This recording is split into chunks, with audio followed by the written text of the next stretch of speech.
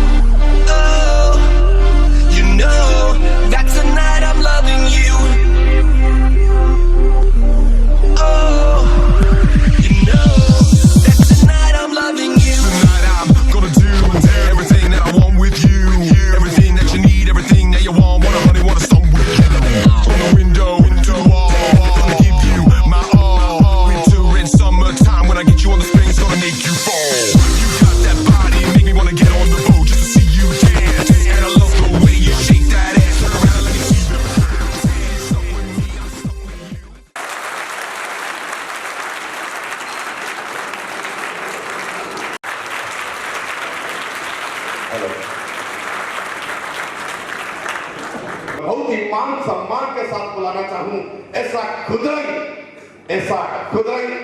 गुरु आपको कहीं नहीं मिलेगा।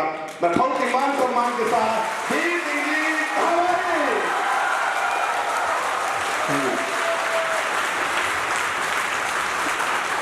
आपका समय है, मैं इसको पाके बहुत अभिभूत हूँ। याद रखिएगा, राजस्थान के कोने कोने में जो एक उम्मीद की किरण परिस्थितियों से निकला, जिन हालातों से निकला, और कितने सारे लोगों ने हमेशा नकारात्मक हतोत्साह दिया, तब एक जीवन में ठाना था कि कुछ भी हो, लेकिन लाइफ में जब तक जिंदा रहूंगा किसी को हारने नहीं दूंगा। और ये संकट मैं तुम्हारे पूरे जीवन में देखना चाहता हूं। रीट कुछ नहीं है, याद रखना। ग्रेड हेड कुछ भी नहीं है, ग्रेड सेकंड कुछ भी नहीं है, ग्रेड फर्स्ट कुछ भी नहीं है, प्रशासनिक अधिकारी बनना भी कुछ नहीं है। सबसे बड़ा ये है, जिस दिन तुम अपनी उस ताकत को पहचान जाओगे ना, उस दिन तुम इतिहास रच दोगे। आए हो निभाने को जब किरदार गली पे कुछ ऐसा कर चलो कि ये पूरा जमाना मिसाल दे, पूरा जमाना मिसाल दे। ये यहां तक पहुंचने का जो सफर है, ये आपका भी हो सकता है। और मैं तो ये मानता हूं, हमेशा आप लोगों को बोलता हूं, यूट्यूब पे आप लोग फॉलो करते हैं, जो बंदा अपनी मिडिल स्कूल में जिसको ये घोषित कर दिया गया कि तुम अपनी जिंदगी में कुछ नहीं बन सकते सिर्फ मैथ के ना आने की वजह से, और टीचर ने कहा कि यदि तुम बन जाओगे तो मैं गणित पढ़ाना छोड़ दूंगा, सहन कर लिया मैंने, कोई बात नहीं, वक्त आता है। फिर जो आगे का सफर हुआ, उसमें बहुत सारे लोगों ने बहुत कुछ बोला, गरीबी को लेकर बोला, परिस्थिति को लेकर बोला, राइटिंग को लेकर बोला। और 10वीं क्लास में बाई ग्रेस पास होने वाला इंसान यदि लाइफ में इतना आगे बढ़ सकता ना, तो मुझे लगता है कि तुम लोग कुछ भी कर सकते हो, कुछ भी कर सकते हो। समझो मेरी बात? क्योंकि मैं आज भी ये मानता हूं कि लाइफ में आगे बड़ा बनने के लिए आईक्यू नहीं चाहिए। तुम लोग कह रहे हो ना कि सर 20 दिन बचे हैं, 20 दिन में इतिहास बदला जा सकता है। समझ रहे हो कितनी बड़ी बात हो रही है? पढ़ाई तुम लोगों ने बहुत की है, बहुत मेहनत तुम लोगों ने की है, और लंबे समय से तुमसे कर रहे हैं। आप में से कोई बच्चा 1 साल से सूरतगढ़ में, कोई 2 साल से सूरतगढ़ में, कोई 4 साल से सूरतगढ़ में, कोई 3 साल से सूरतगढ़ में है। आपकी प्रिपरेशन में कमी नहीं है, कमी एक ही चीज में है, तुम अपने उस वजूद को पहचान नहीं पा रहे हो कि तुम बहुत ताकतवर हो। मैं आज की सेशन में केवल आपको ये एहसास करवाने आया हूं, याद रखना पढ़ाई तुम्हारी बहुत हो चुकी है, बस उस पढ़ाई को परिणाम में बदलने की एक कहानी लिखने आया हूं, और इस कहानी का उपसंहार जो लिखोगे वो तुम लिखोगे, याद रखना।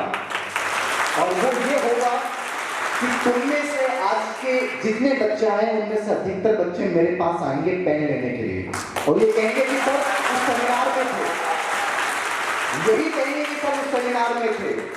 पता नहीं मेरे साथ भगवान बालाजी का क्या आशीर्वाद है, पता नहीं, बट मैं आपको एक हकीकत बताऊं कि मैं जिस जिले से बिलोंग करता हूं, कोई बहुत बड़ा जिला नहीं, छोटा जिला था, लेकिन एजुकेशन में बहुत आगे था। और मेरे लास्ट में हमेशा पता नहीं क्या फील आता था कि मैं एक लास्ट में एक बैच चलाऊं साइकोलॉजी का, और मैं चलाता था उस बैच को।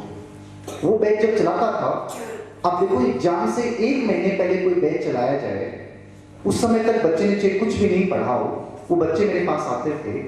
उस बैच का सिलेक्शन रेशियो जो होता था वो 70 से 80%। कोचिंगों का जो सिलेक्शन रेशियो होता है ना, पूरे स्टूडेंट्स आते हैं, वो 1 पॉइंट या 2 पॉइंट समथिंग होता है। वो 70% से 80% क्यों होता था कि उस बैच में से हर बच्चा सिलेक्ट हो जाता था। क्या था, मैं कोई जादू करता था क्या? कुछ नहीं। साइकोलॉजी दिमाग में छप जाती थी क्या? कुछ नहीं। सबसे बड़ी चीज बताऊं क्या देता था? पता है क्या देता था?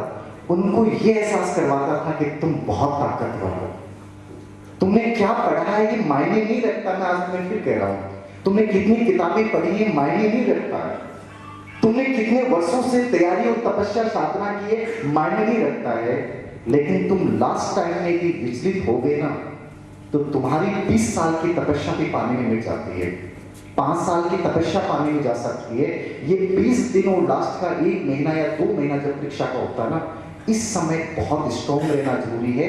उस बैच के माध्यम से साइकोलॉजी के साथ मैं बच्चे को ये एहसास करवाता था कि तुम एग्जाम को फोड़ के आओगे, और बच्चे फोड़ते थे। आज ये लास्ट टाइम मैंने सेमिनार क्यों किए हैं, ये मैं इसलिए कर रहा हूं कि लास्ट बैचों की सेमिनारों की कहानी पूरा राजस्थान देखे कि जयपुर में सेमिनार किया, मैक्सिमम बच्चे सिलेक्ट होंगे, मेरा विश्वास है, क्योंकि वो बच्चा गिरेगा नहीं, याद रखना। उसकी ऊर्जा का लेवल एक अलग लेवल पे होगा, उतनी पॉजिटिविटी के साथ वो एग्जाम हॉल में जाएगा कि वो साधारण बच्चों से हट जाएगा। और ये मैं कहता हूं आप लोगों को, साधारण क्यों बनना है मुझे, साधारण क्यों रहना है मुझे? तुम साधारण हो ही नहीं, तुम असाधारण हो। क्योंकि जो इंसान साधारण था वो असाधारण बन चुका है, तो उसका स्टूडेंट कभी साधारण नहीं रह सकता। तुम इतिहास रचने के लिए आए हो, और आज का ये मिलन तुम नोट कर लेना कि आज की ये डेट जो है वो तुम्हारी जिंदगी में एक क्रांति का दिन। हर लाइफ में एक दिन बहुत गजब का होता है, एक मोमेंट ऐसा होता है जब जिंदगी बदल जाती है। समझ रहे हो ना, जिंदगी बदल जाती है। मैंने जो थीम चुनी, पाने की जबरदस्त इच्छा, क्यों चुनी पता है? 2 घटनाएं हैं इसके पीछे। और सबसे बड़ी घटना मैंने जयपुर सेमिनार में शेयर की थी कि मैं रेलवे स्टेशन पे गया था, मैं घबरा रहा था क्योंकि मेरे पास टिकट नहीं था। मुझे लगा कि झुंझुनू जाना है, टिकट ले नहीं, और मेरे चेहरे पे घबराहट थी, और घबराहट को टीटी ने पकड़ लिया। नेपाली था कोई, उसने पकड़ लिया, बैठा लिया, थैला था मेरे पास, नीचे रखवा लिया। मैं बहुत गिड़गिड़ाया कि प्लीज, मैं बहुत गरीब परिवार से हूं, मुझे जाने दो। कोई नहीं सुनता इस दुनिया में, कभी किसी के सामने ज्यादा दर्द मत रोने देना, लोग बाद में मजाक उड़ाएंगे, ये हकीकत है। आप सोचते हो ना कि मेरा अपना है, कोई अपना नहीं है। मैं मानता हूं कोई अपना नहीं है। जिस दिन तुम इतिहास रचते हो ना, सब लोग अपने बनते हैं, मैं जानता हूं इस चीज को। मैंने बारीकियों से देखा है, तुम्हारे जीवन को देखा, मैंने अपने जीवन को देखा है। मैं बहुत गिड़गिड़ाया उसके पास, लेकिन वो नहीं माना। उसने मेरे पास 100 रुपए थे, 100 के 100 रुपए लिए, 29 रुपए की टिकट थी, लेकिन कोई बात नहीं, मैं रेलवे स्टेशन पे जाके बैठ गया अंदर। वो टिकट तो है नहीं, पैसे नहीं लग गए, तो कम से कम अब तो चलना फ्री में ही है, इलाज क्या है। वहां मैंने घर से देखा, एक बच्चा था, वो मेरे पास आया कि मुझे कुछ भूख लगी है, खाने को दोगे क्या? मैंने कहा यार मेरे पास तो नहीं है। वो हर आदमी के पास गिड़गिड़ा रहा था, किसी ने अमूमन होता है जब भिखारी आता है तो अपन लोग इग्नोर कर देते हैं, हमें होता है ऐसे ही होगा। उस बच्चे का मैंने उस दिन पहली बार देखा कि जिंदगी में क्या होता है। एक इंसान जो है कुल्हड़ से कुछ पी रहा है और उसने उस कुल्हड़ को फेंका, फेंकते ही वो लड़का भाग के गया और उस कुल्हड़ को लेके वो चाटने लगा। तब मेरा रोम रोम खड़ा हुआ, मुझे लगा ये है पाने की जबरदस्त इच्छा। ये तुम्हारे अंदर की इच्छा है ना, तुम कुछ भी कर सकते हो, तुम कुछ भी कर सकते हो। जिंदगी में कुछ नहीं है आपने मानना। आईक्यू यदि बड़ा होता, ताकत बड़ी होती, पारिवारिक समृद्धि बड़ी होती, तो ये सब लोग कहीं लग जाते, कुछ नहीं लगते। सबसे बड़ी ताकत आपके अंदर है, उसको तुम छुपा के बैठे हो। जिस दिन तुम जगाओगे ना, उस दिन तुम्हें पता चलेगा कि तुमने नॉर्मल समझा था, तुम नॉर्मल हो नहीं। ये मेरी गलती थी। मैं आईएएस परी का एग्जाम पहली बार लाइफ में देने गया, मेरे को लगा कि जो लोग सज धज के आते हैं, जो चश्मा लगा के आते हैं और जो 4 से 5 पेन हाथ में लेके आते हैं, जो गाड़ी से आते हैं, मैं उनको देख देख के एकदम से डमाडोल हो गया। मेरा लाइफ का पहला कंपटीशन एग्जाम एमए कर रहा था और मैंने उसको देखा। मैं उन लोगों को देख के डर गया कि यार ये लोगों के बीच में अपना क्या औकात है, अपना औकात क्या है। ये इतने सज धज के और इतने अलग लेवल के आते हैं। मैं रिनोल्ट का एक पेन लेके गया था एग्जाम देने के लिए आईएएस परी। मैं पूरे एग्जाम हॉल में पेपर को कम देखा और मेरे माइंड में चलने लग गया कि रकम गलत दुनिया में आ गया, कि दुनिया पैसे वालों की है। यहाँ ये जो बड़े लोग होते हैं ना, ये बड़े अलग लेवल पे आते हैं, यही लोग आगे बड़े पदों पे जाते हैं। लेकिन उसके बाद मेरा भ्रम टूटा कि नहीं, ऐसा कुछ नहीं है। लाइफ में सबसे इंपॉर्टेंट चीज है तुम्हारी उस ताकत को तुम हीनता से मत ग्रसित कर लेना। आप में से कई बच्चे मुझे मैसेज करते हैं, कॉल करते हैं कि सर मैं गरीब परिवार से हूँ, सर मुझे वो इंसान ऐसा कर रहा है, मुझे वो धोखा दे गया। देने दो ना, फर्क नहीं पड़ता है। जितना त्याग और संघर्ष तुम्हारा आज हो रहा है ना, ये लौट के आएगा, याद रखना। ये लौट के आएगा। मैं इसलिए बोल रहा हूँ आपको। मैं गंगानगर एक बार एक प्रोग्राम में डिबेट बोलने का मुझे बड़ा चाव था, मैं आ गया मेरे दोस्त के कहने पर। वो दोस्त बोला मैं तेरे को रूम पे रुका लूंगा, आ जाना तू। अच्छा परिवार का था, मैं भरोसा करके आ गया। लेकिन भरोसे टूटने के लिए बने होते हैं, याद रखना। रात को 10 बजे आया गंगानगर रेलवे स्टेशन पे, पूरी रात रेलवे स्टेशन पे आंखों में आंसू आते रहे। वो लड़का मुझे लेने नहीं आया, उसने कॉल भी नहीं किया। लेकिन मैंने कहा कि संघर्ष लौट के आता है, कर्ज चुकाता है। त्याग और बलिदान जो तुम आज कर रहे हो ना, वो चुकाएगा। आज से 1 साल पहले उस लड़के का मेरे पास फोन आया कि धीर जान गया क्या? मैंने कहा कौन हो? गंगानगर वाला। हाँ, मैं क्यों नहीं जानूंगा, तुझे कैसे भूल सकता हूँ यार, तेरे साथ तो बहुत यादें हैं। वाइफ तैयारी कर रही है और सजेस्ट कर यार कैसे पढ़ाई की जाए। वो जो सुकून है ना, वो जो सुकून है ना, वो आपको फील करवाता है कि जो लोग तुम्हें ठोकरे मारते हैं ना, एक दिन वो एक दिन तुम्हारी जिंदगी में दोबारा आएंगे।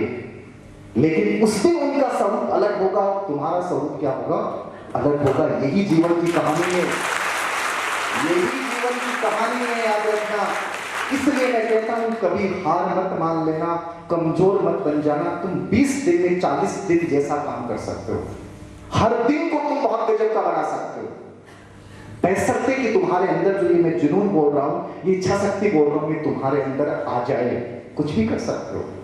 आप में से कितने लोग मानते हैं कि पर्वत को हिलाया जा सकता है? तो हिलाया जा सकता है क्या? मैं मानता हूं पर्वत को हिलाया जा सकता है। मैं मानता हूं पर्वत को हिलाया जा सकता है। आग होनी चाहिए, याद रखना। दशरथ मांझी की पत्नी प्रसव पीड़ा से मर गई। 55 किलोमीटर लंबे पहाड़ को चीरते चीरते और अपने गांव वालों के साथ पहुंच गया कलेक्टर के पास। हमारे वहां के आईएएस अधिकारी हैं, ऐसे भी आईएएस अधिकारी के पास पहुंच गया और यही सवाल उसने कहा कि साहब इस पर्वत को स्थानांतरित किया जा सकता है क्या? कलेक्टर और अधिकारी सब हंसने लगे कि अपनी पत्नी की मृत्यु से ये पागल हो चुका है। क्या पर्वतों को कभी स्थानांतरित किया गया है? क्या पर्वतों को कभी हिलाया गया है? क्या पर्वतों को 55 किलोमीटर लंबे पहाड़ के तोड़ के क्या रास्ता बनाया जा सकता है? लेकिन साहब, जिस इंसान के दिल में बहुत गजब की आग लगी हो ना और दर्द बहुत गजब का हो, तो पूरी दुनिया हंसने लग जाए है कि यहां से रास्ता नहीं बन सकता। अकेला इंसान 22 साल लगे पूरे 55 किलोमीटर पहाड़ को चीर डाला। याद रखना, ताकत सकता है। और हम एक साधारण grade, second grade, third grade test की एग्जाम के नाम से, सिलेबस के नाम से कह रहे हैं सर बहुत घबराहट पैदा हो रही है, ऐसा लग रहा है कि हार रहे हैं सर ऐसा क्यों लग रहा है कि याद कुछ भी नहीं है सर, ऐसा क्यों लग रहा है कि शायद हम बाहर हो जाएंगे सर ये क्या हो रहा है? इसलिए हो रहा है कि तुम्हारे अंदर वो आग जो है ना, वो कहीं ना कहीं दर्दित हो रही है। मैंने तुम्हें कहा था इसको शोले बना के चल रहा हूं, हारने का मन नहीं आएगा। हार खाई ही है, तुम्हें कौन हरा सकता है? कोई नहीं हरा सकता जब तक हम नहीं जाए। मैनेजमेंट की बात करता हूँ, पूरी जिंदगी नजरिए का गेम है, पूरी जिंदगी नजरिए का गेम है। पहले मैं नहीं मानता था, मैं पूरा गेम मानता हूँ। पूरी जिंदगी विजुअलाइजेशन की जिंदगी है। मैं आपको कई एग्जाम्पल गिनाता हूं, मैंने कई एग्जाम्पल सुनाए आप लोगों को। तुम जिन चीजों को आकर्षित करोगे लाइफ में वैसे बन जाओगे। तुम किन चीजों के बारे में सोच रहे हो वो चीजें तुम्हारी जिंदगी में आएंगी। यदि तुमने कभी ये सोचा है कि धीर सिंह सर के साथ में स्टेज पे रहूंगा, एक पेन गजब का दिया जाएगा, एक फोटो खींची जाएगी और वो फोटो मेरे रूम में एक दिन लगेगी, मैं 100% कहता हूं वो सच होगा। 100% सच होगा। यानी ताकत, आकर्षण की बहुत गजब की ताकत है। पूरा मनोविज्ञान समझा रहा हूं तुम लोगों को। तुम कहते हो कि सर सब कुछ, अरे सब कुछ प्राप्त करने के तरीके हैं, बस तुम घबरा रहे हो। तुम घबरा रहे हो, बाकी कुछ नहीं है। इस आकर्षण और विश्वास को आकर्षित करो। विश्वास कौन सा? नॉर्मल बच्चे विश्वास करते हैं कि हो जाएगा सर। विश्वास मत करो। क्या करो? बड़ा विश्वास। हर चीज में अलग करो। विश्वास नहीं, कौन सा विश्वास? बड़ा विश्वास। विश्वास नॉर्मल युद्ध में खड़ा हुआ था ना, तो अर्जुन हड़बड़ाए क्यों आप लोगों की तरह? अर्जुन को ट्रेनिंग बहुत गजब की दी थी, अर्जुन हड़बड़ाए क्यों बताओ? क्योंकि उसने अपने ऊपर आत्मसंदेह किया और वही गलती तुम कर रहे हो। अर्जुन ने आत्मसंदेह किया कि अर्जुन को लगा इतने लोगों के सामने मैं कैसे जीत पाऊंगा, और ये मेरे अपने भी हैं, इतनी विशाल सेना है। चलो भगवान श्री कृष्ण साथ थे और साक्षात दर्शन दिए और गीता का ऐसा उपदेश दिया कि हतवा प्राप्स्यसि स्वर्गम जित्वा भोक्ष्यसि महीम् उत्तिष्ठ योधाय कौन्तेय युधाय कर्तव्य निश्चय। मैं भी तुम्हें यही कहता हूं, जो तुम हो ना इस बात से रहे हो। उसी महाभारत युद्ध में एक अंगराज कर्ण था, एक एकलव्य भी था।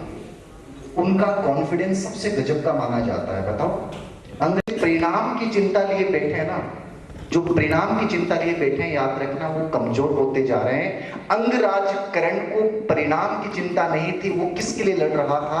वो आत्मसम्मान के लिए लड़ रहा था। और मैं आपको हमेशा यही बोलता हूं, परिणाम की चिंता किए बिना आत्मसम्मान की लड़ाई बनाओ इस कॉम्पिटिशन को। कभी तुम्हारे अंदर ये घबराहट पैदा नहीं होगी, तुम्हारे अंदर ये विचार नहीं आएगा कि सर मैं कमजोर पड़ता जा रहा हूं, मैं हार जाऊंगा। कभी हार ही नहीं सकते। याद रखना, आप बहुत ताकतवर हो। लॉयन होता है, जंगल में लॉयन होता है, वो सबसे स्ट्रॉन्ग क्यों बना? स्ट्रॉन्ग है नहीं लॉयन स्ट्रॉन्ग नहीं है, भूल जाना इस बात को। सबसे ताकतवर हाथी है, 24 घंटे काम करता है, घास खाता है। और एक लॉयन जो है सिर्फ 20 घंटे सोता है, 4 घंटे काम करता है और मांस खाता है। जिराफ सबसे ऊंचा है, चीता सबसे फास्ट तोड़ने वाला है, लोमड़ी सबसे चतुर है। एक भी गुण बता दो मेरे को लॉयन में है क्या? नहीं है ना। जंगल का क्या है? राजा। बताओ, कंपटीशन यही है, कॉन्फिडेंस। याद रखना, जब लॉयन शुरुआत में चलता है धीमा चलता है, शुरुआत में यूं चलता है बिना एहसास करवाए, और जब लास्ट टाइम आता है ना, ये 20 दिन बचे हैं, 40 दिन बचे हैं, उस समय उसकी गति देखिएगा, उसका कॉन्फिडेंस देखिएगा, वो डायरेक्ट जाके अटैक करता है। और तुम लोग क्या कर रहे हो? जो सबसे इंपॉर्टेंट टाइम है उस समय तुम क्या कह रहे हो? सर घबरा रहे हैं। मतलब लॉयन कभी हिचकिचाता नहीं है, कभी नहीं हिचकिचाता है। को याद रखना, सिर्फ सामने 1000 भैंसे खड़े हैं, लेकिन जाके एक को पकड़ के उनके बीच में से उसका कॉन्फिडेंस देखो आप, बाकी सब लोग डर जाएंगे। ये है कॉन्फिडेंस, ये है बड़ा विश्वास।